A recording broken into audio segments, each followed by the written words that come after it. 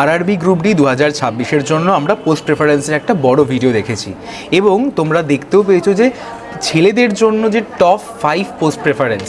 তো এখন আমরা দেখব ফিমেলদের জন্য একদমই শীর্ষ 5টা মানে টপ 5 পোস্ট প্রেফারেন্স কী কী হতে পারে।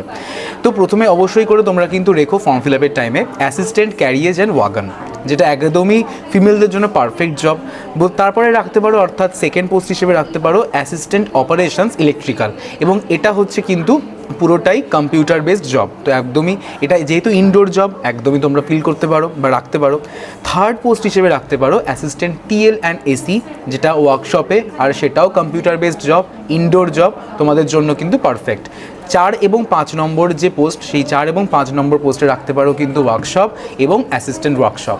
তো এই হচ্ছে তোমাদের টপ 5 পোস্ট প্রেফারেন্স, এই অনুযায়ী তোমরা কিন্তু ফিল করতে পারো এবং জোর কদমে প্রস্তুতি নাও।